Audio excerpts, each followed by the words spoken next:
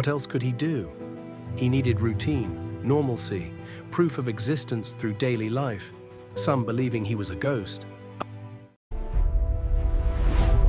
From deserts to cities, from secrets to love, every border hides a story. Malik stepped off the bus into air so cold it burned his lungs. The snow crunched under his worn boots as he walked toward Riverside Secondary School. His backpack heavy with textbooks, he still struggled to read fluently. 3 years in Canada had not made winter easier. The January frost reminded him of nothing from home, where heat cracked the ground and dust storms swallowed neighborhoods whole. He pushed through the school's front doors and immediately sensed something wrong. Conversations died mid-sentence. Students turned to stare. A girl from his math class backed away when he walked past, her eyes wide with something between fear and confusion. Malik touched his face instinctively, wondering if something marked him different today beyond his usual difference. In the hallway, 2 junior boys stopped talking and pointed. One pulled out his phone. Malik kept walking, his stomach tightening. He had learned in his first months here that drawing attention meant trouble, even when you did nothing wrong. His homeroom teacher, Miss Patterson, stood by the door looking pale. When Malik entered, she gasped audibly. The entire class went silent. 30 pairs of eyes locked onto him. Ms. Patterson grabbed the edge of her desk as though she might fall. "Are you feeling sick?" Malik asked, concerned despite his confusion. Ms. Patterson opened her mouth, but no words came out. She pressed a button on her desk phone, the one reserved for emergencies. Within seconds, the principal's voice crackled through the classroom speaker system, addressing the entire school. The announcement began with condolences. A tragedy had occurred. A member of their school community had been lost. The principal spoke slowly, carefully, as administrators do when delivering terrible news to young people. Then came the name. Malik, 17 years old, had died in an apartment fire the previous night. Counselors would be available. Classes would continue, but teachers were asked to be understanding. Malik stood frozen by his desk. Every student stared at him. Someone screamed. Another student started crying. Ms. Patterson backed against the whiteboard, her hand over her mouth. "There is a mistake," Malik said loudly, his accent thickening with stress. "I am here. I am not dead." But Ms. Patterson looked at him like he was something impossible, something that should not exist. She left the room quickly, nearly running. Through the window, Malik watched her speak frantically to the vice principal in the hallway, gesturing back toward the classroom. Within minutes, the school descended into chaos. Students pulled out phones, checking social media. Someone showed Malik a memorial post, already circulating on Instagram. His own face stared back at him from the screen. The caption read, "Rest in peace, Malik, taken too soon." The post had been shared hundreds of times. Comments flooded in from students, teachers, even people he had never met. They grieved for him. They remembered him. They mourned his loss. Malik scrolled through the posts with shaking hands. Photographs of a burned apartment building dominated the feeds. News outlets had picked up the story. 17-year-old refugee dies in suspicious fire. Police investigating. The building address matched his residence file exactly. 2 police officers arrived at the school before lunch. They spoke with the principal behind closed doors, then emerged looking grim and confused. They asked to speak with Malik privately. In a small office normally used for parent meetings, they questioned him carefully. They asked for identification. Malik showed them his student card, his health card, his refugee documentation. The older officer, a woman with tired eyes, examined each document with increasing concern. She made several phone calls, speaking in low tones. The younger officer watched Malik carefully, as though expecting him to vanish or transform. After an hour, the female officer explained the situation in words that made no sense. The person who died in the fire last night carried identification matching Malik's exactly. Not similar. Identical, same refugee claim number, same sponsorship organization, same arrival date, same fingerprints on file. According to every official record, the body in the morgue was Malik, and the boy sitting in this office could not exist. "But I am here," Malik repeated, his voice rising. "I am alive. I go to this school. I have been here 3 years." The officer nodded slowly, but her expression showed she did not know what to believe. She asked Malik to remain at the school while they contacted immigration services. As she left, she instructed the staff not to let him leave the building. Malik spent the rest of the day in the office, watching through windows as students left memorial notes by his locker. Someone had started a shrine with flowers and candles. A teddy bear wearing a Canadian flag sat among the offerings. Students wrote messages on cards, "We will miss you. You were so brave." Heaven gained an angel. By late afternoon, news crews arrived outside the school. Reporters interviewed crying students. The story grew larger. Refugee student dies tragically. Community mourns. Immigration officials had not yet arrived to speak with Malik, so he remained in the office, watching himself become a story about someone who no longer existed. When the school emptied at day's end, a guidance counselor named Mr. Chen sat with Malik. He brought food from the cafeteria and spoke gently about trauma and shock. He suggested that perhaps Malik was confused, that perhaps the stress of being a refugee had created some psychological break. Maybe Malik needed help remembering things correctly. "I remember everything," Malik insisted. "I remember crossing from Libya to Tunisia. I remember the camp. I remember the plane to Montreal. I remember every day since." Mr. Chen nodded sympathetically but looked doubtful. He made notes in a file. Eventually, immigration officers arrived with representatives from the Refugee Settlement Agency. They brought documents, photographs, records. They showed Malik his own paperwork. Everything matched the victim. According to the system, Malik had died, and whoever sat before them was either confused, fraudulent, or impossible. That evening, Malik was finally allowed to leave, but was instructed to report to the immigration office the following morning. He walked home through falling snow, passing his own memorial shrine at school. The news played on television in store windows. He saw his photograph on screen beside images of the burned building. The banner read, "Teen refugee killed in apartment fire. Police investigate possible arson." Malik reached his building and climbed the stairs to his apartment. His roommate, an older Libyan man named Omar who worked night shifts, was already gone. Malik sat alone in the kitchen, staring at his hands.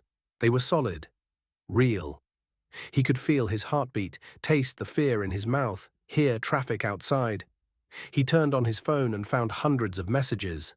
Fellow students expressing shock and grief, his name trending on local social media. Someone had created a fundraising page for his funeral expenses. The photo they used showed him smiling at a school event last fall. Malik opened his laptop and searched news sites. The fire had occurred at an apartment building downtown, one he had never visited. But according to records, that building was his registered address. Police suspected arson. Accelerants had been used. The body found inside was burned beyond recognition, identifiable only through documents found at the scene. Malik pulled out his own documents from a drawer. His refugee travel document, his permanent residence application papers, his health card. Everything bore his name, his photograph, his signature. He held them up to the light, searching for something false, something wrong. They appeared authentic because they were authentic.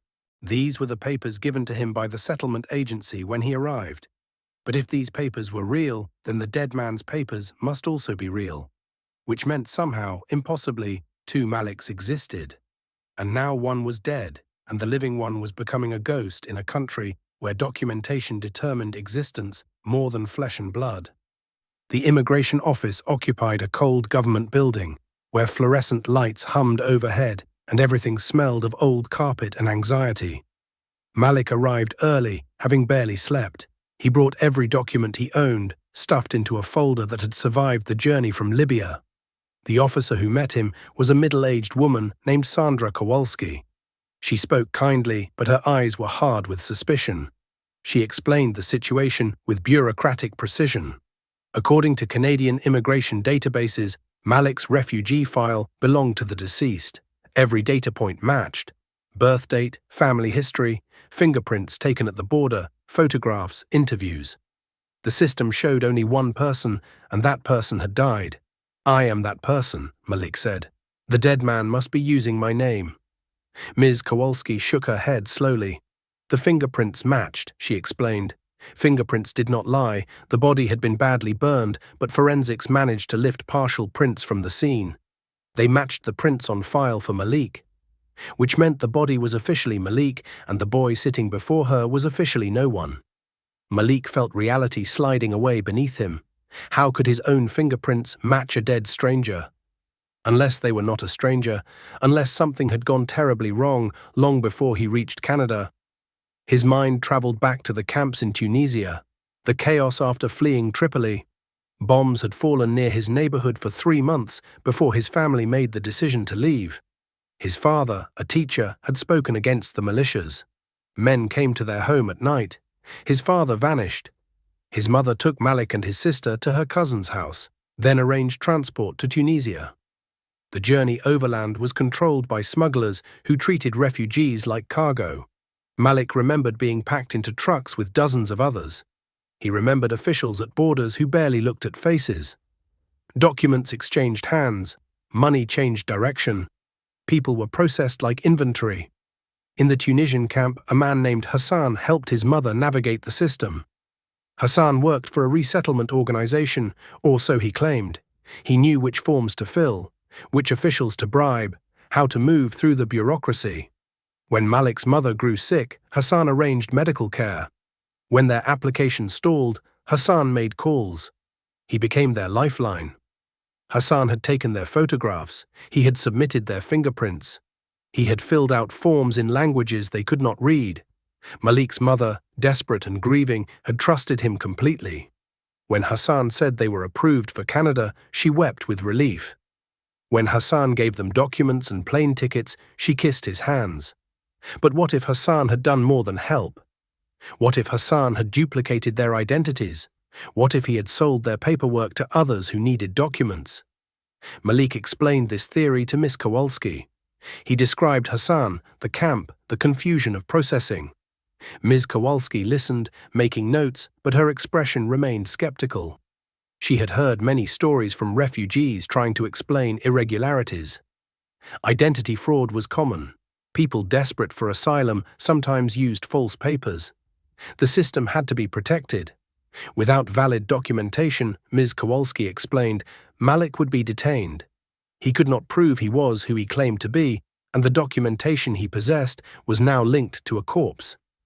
Unless he could provide evidence of his true identity, he faced deportation as an illegal resident using fraudulent papers. Malik left the office in a daze. On the street, people moved normally, living ordinary lives. He had become invisible again, but this time it was worse than refugee invisibility. He was legally erased. According to Canada, he did not exist. According to Libya, he had left and not returned. He occupied a space between countries, between life and death, suspended in bureaucratic purgatory. He walked without direction until he found himself at the Libyan Community Center, a small building that smelled of cardamom and lamp oil. An older woman named Nadia volunteered there, helping new arrivals with paperwork and translation. Malik had met her during his first months in Canada. She had a kind face and spoke his dialect. Nadia listened to his story without interruption. When he finished, she sat silent for a long moment. Then she told him something that made his blood run cold. She had heard rumors of identity trafficking. Smugglers and corrupt officials duplicated refugee documents to sell to others. People who could not qualify for asylum bought identities from those who could. The real refugees often never knew their papers had been copied until problems emerged. But the fingerprints, Malik said. How could fingerprints be duplicated? Nadia leaned closer. Sometimes they were not duplicated. Sometimes officials simply entered the same fingerprints for multiple files. Nadia made a phone call to a journalist she knew in Tripoli, a woman named Samira who investigated refugee trafficking. Nadia explained the situation. Samira promised to look into Hassan's operations and the camp records. Meanwhile, Malik returned to school despite everything. What else could he do? He needed routine, normalcy, proof of existence through daily life, but school had become surreal. Students approached him cautiously, some believing he was a ghost, others thinking the death announcement had been a cruel mistake. Teachers did not know how to treat him.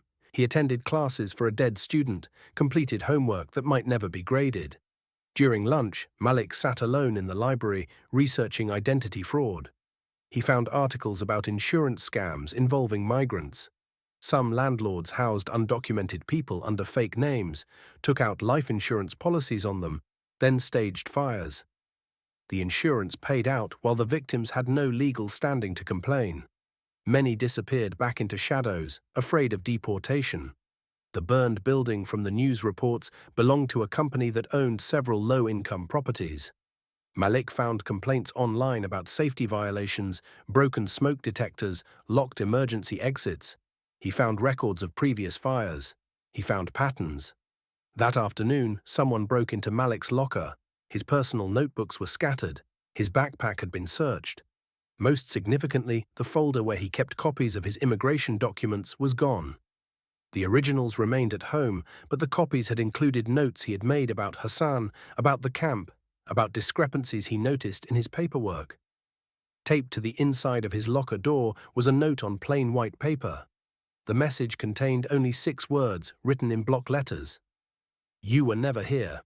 Malik showed the note to Nadia that evening. She insisted he go to police, but Malik knew how that conversation would go.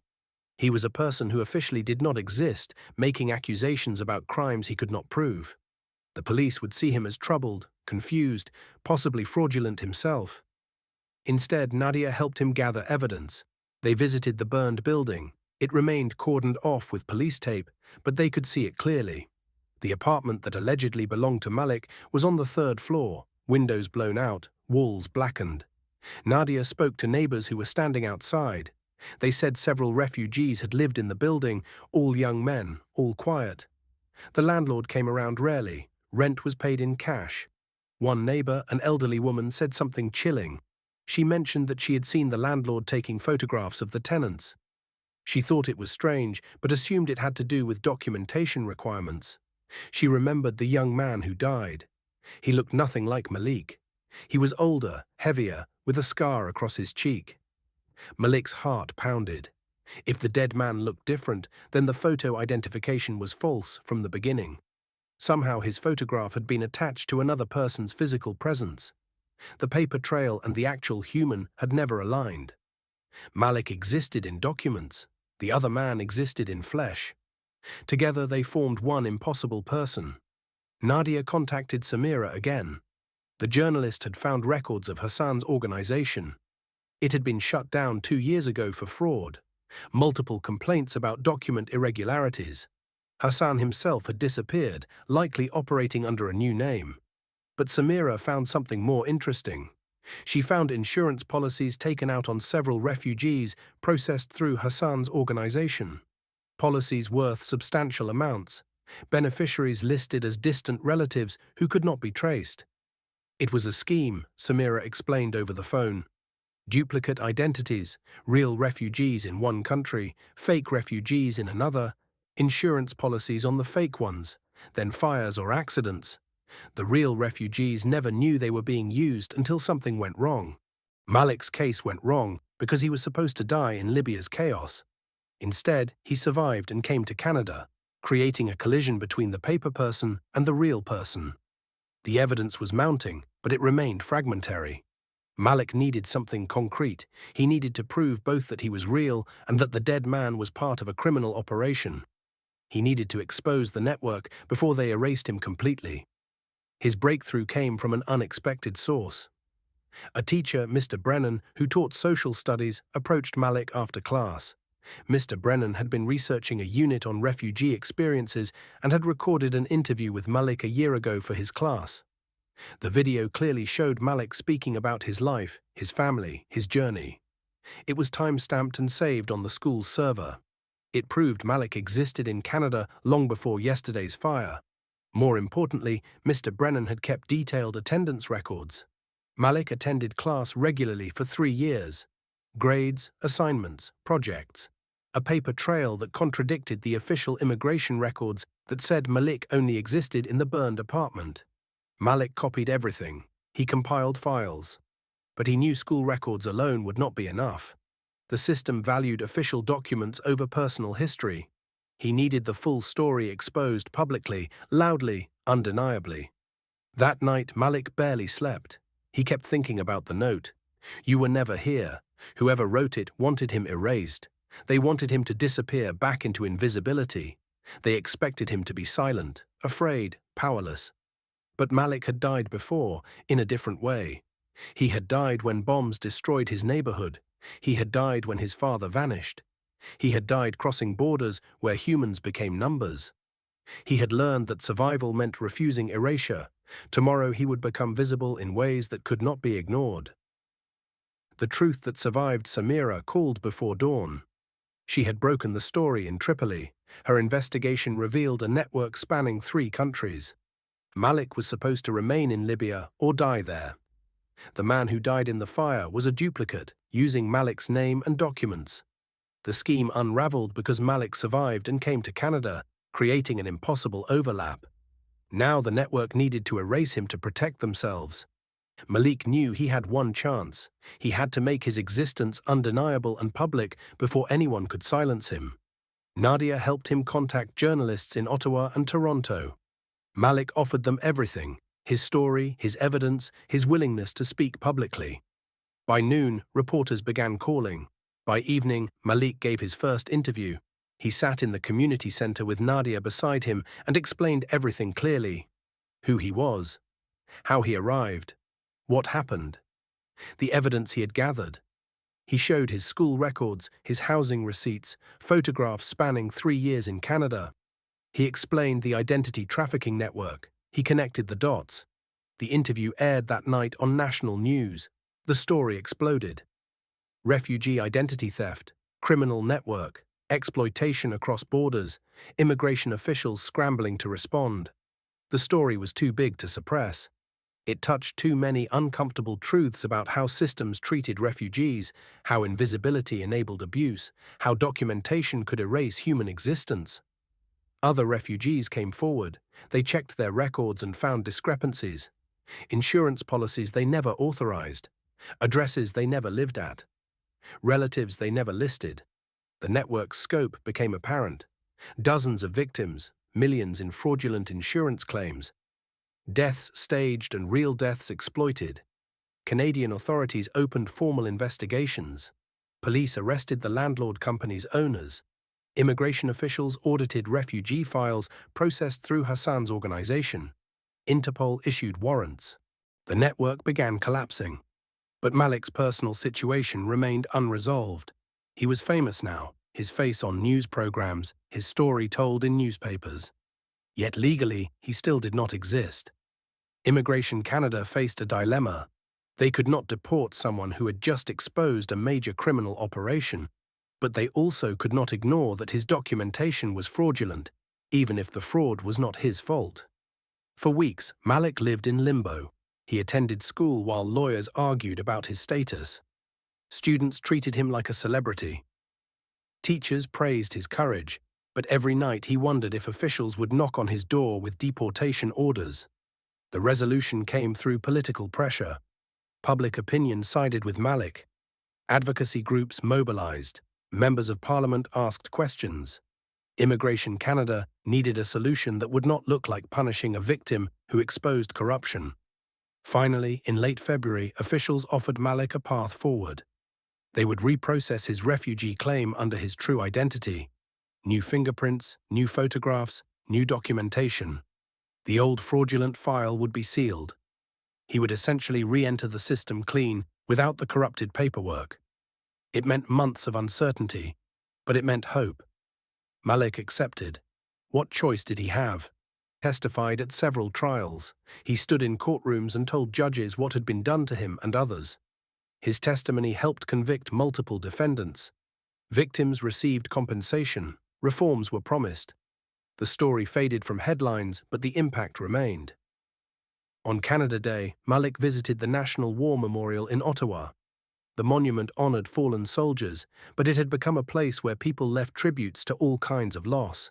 Malik brought a photograph of his family from before the war, his father smiling, his mother young, his sister laughing. He placed it beside a candle among other offerings. Tourists walked past, taking photographs. Veterans gathered for ceremonies. Families enjoyed the holiday. Malik stood quietly, remembering who he had been and who he had become. He thought about the man who died in the fire. No one knew his real name. His body had been buried under Malik's name because officials found no other identity. Whoever he was, he had been desperate enough to buy a stolen identity. He had trusted the wrong people. He had died alone in a building where no one would question one more refugee disappearing. Malik said a quiet prayer for him, for all the disappeared, for everyone caught in systems that reduced humans to paperwork.